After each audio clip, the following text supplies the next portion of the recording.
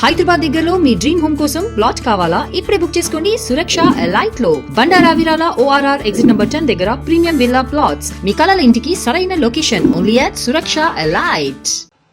నిన్న 4 ఏళ్ల బాలుడు ప్రియాంశు తారక రామ్ నగర్ భువనగిరిలో ఈ వీధి కుక్కల కాటుకు గురయ్యారు. దీన్ని నేను సాయంత్రం లేట్ నైట్ చూసిన తర్వాత అధికారులతో కూడా మాట్లాడినా. కలెక్టర్ గారు, మున్సిపల్ అధికారులు అక్కడ ఉన్నటువంటి హాస్పిటల్ నుంచి యశోద హాస్పిటల్కి షిఫ్ట్ చేయడం జరిగింది. ఇప్పుడు వాళ్ళ తల్లిదండ్రులతో ఇప్పుడే మాట్లాడినా. ఎల్వి ప్రసాద్ హాస్పిటల్లో ఆ కంటికి ఏదైతే డ్యామేజ్ జరిగిందో దాని మీద ఆపరేషన్ జరుగుతుంది. ఇది చాలా దారుణమైనటువంటి సంఘటన. ఇటువంటి సంఘటన పునరావృతం కాకుండా చూసుకోవాలి. ఎందుకంటే ఇప్పుడే జడ్జిమెంట్లు చూసినట్టయితే 2025లో కూడా ఇటువంటి జడ్జిమెంట్లు వచ్చినాయి. ఎందుకంటే 24లో చాలా వరకు భారతదేశంలో, ముఖ్యంగా ఇక్కడ ఢిల్లీలో కూడా ఇటువంటి సంఘటనలు జరగడంతో సుప్రీంకోర్టు స్పందించింది.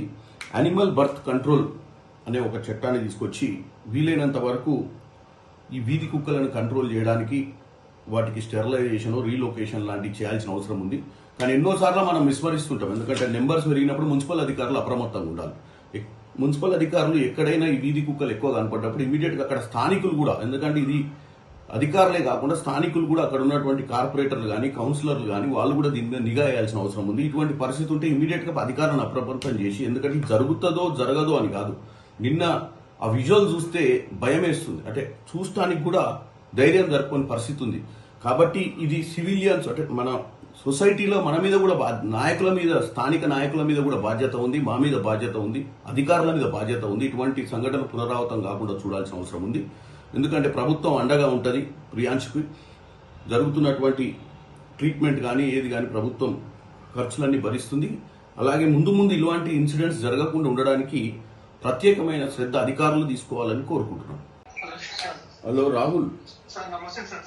నమస్తే రాహుల్. ఇది నిన్న తెలిసింది నాకు సాయంత్రము. నేను ఢిల్లీలో ఉన్నా. ఇప్పుడే కలెక్టర్ గారితో అందరితో మాట్లాడినా. ఈ ట్రీట్మెంట్ కి అయ్యే ఖర్చులన్నీ కూడా గవర్నమెంటే భరిస్తుంది. అవసరమైతే గవర్నమెంట్ తోటి ఏదన్నా మనం ఫ్యూచర్ ఇటువంటి జరగకుండా కూడా చూద్దాము. మీరు ధైర్యంగా ఉండండి. నేను హైదరాబాద్కి వచ్చినాక కలుస్తా మిమ్మల్ని.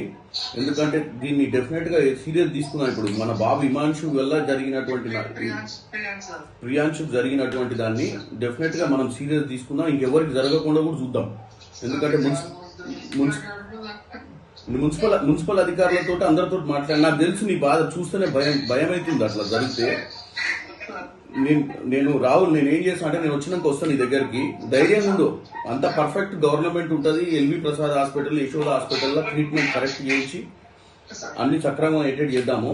టెన్షన్ పడకు. నేను వచ్చి కలుస్తాను. నేను డెఫినెట్ గా దీని మీద సీరియస్ గా తీసుకోవాలి. కలెక్టర్ గారితో మాట్లాడినా, మున్సిపల్ అధికారులతో మాట్లాడినా,